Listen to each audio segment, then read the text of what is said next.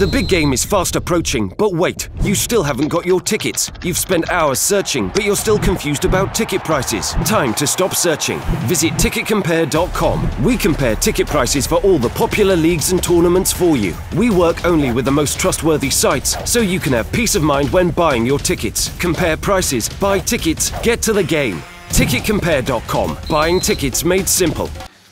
The ball clearly strikes Corey on the back and the upper shoulder. He's turned his back. The referee has a clear view of the incident. I thought he'd given possibly an offside or something initially. I wasn't sure what because obviously having hit Corey, I think the ball went out for a corner. You expect him to give a corner, to give a penalty in that situation, and to book the player as well. I spent 3 hours in a conference the other week with FIFA on video assistant refereeing, and certainly when you see what happened tonight, you'd certainly be an advocate of it.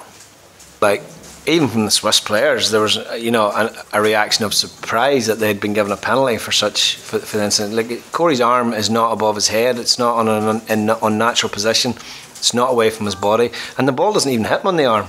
It's not as if you could say, well, his arm was in an unnatural position and possibly thought it hit his arm. It doesn't quantify or qualify on any of the criteria you're looking for a handball in the box.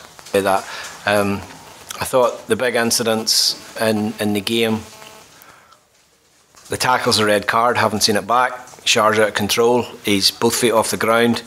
You can tell, and the referee felt it was only a yellow. I think it was a red. And then to give a penalty in a game of this magnitude for an absolute nothing. There's probably, I'd imagine, in the box between both boxes, there's probably 10 incidents in the game that probably more merit a penalty than the one that was actually given. But we can't do anything about it now. The players feel obviously very hard done by. They're angry, but to be fair, their reaction was very good. Their action was very good, and we have to use that, and we have to channel that to Sunday night, and believe that at 1-0 down, we're still very much in the tie.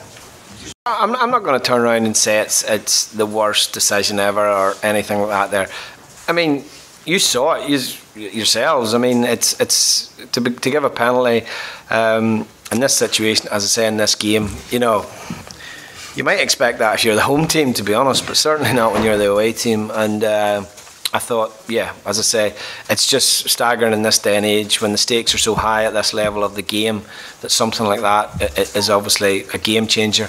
But you know what, dwelling on it isn't going to help us. Whether it's the worst, whatever it is, whatever label you want to put on it is irrelevant.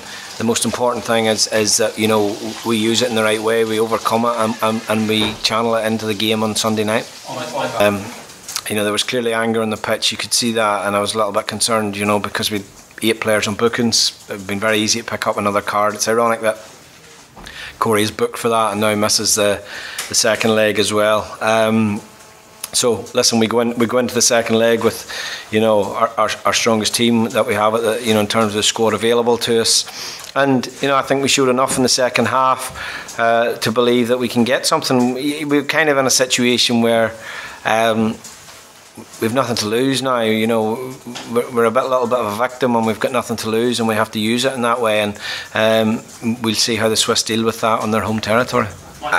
I've said all along, when asked about VAR when it should be used for, it should be used for anything which is a defining decision in the game, which is clearly what we saw tonight. We clearly saw, a penalty given in those circumstances, and if you're going to give it, VAR clearly would have just cleared that up and said that's clearly not a penalty.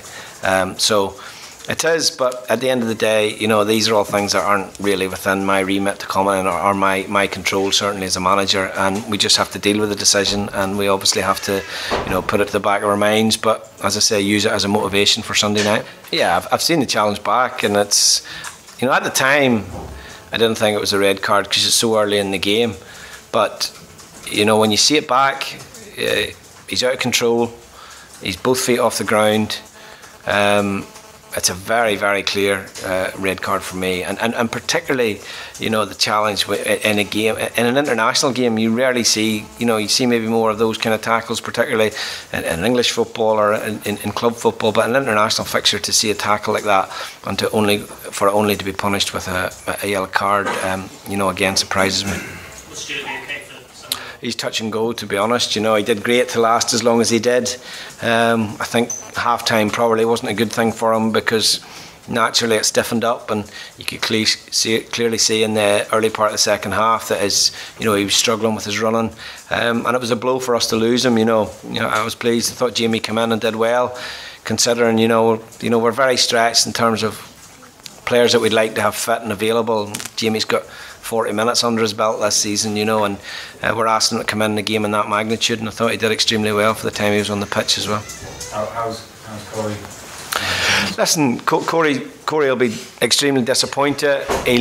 But he's got good teammates in there. He's got his brother in there, and he'll be fine. He'll travel with us to Switzerland, and it would be great if we could turn the tie on its head for him, because it's as I say, if anything, it's not like he's committed a poor challenge or he's done something stupid. He's just gone and blocked the ball, and as I say, the referee has made a poor decision off the back of it.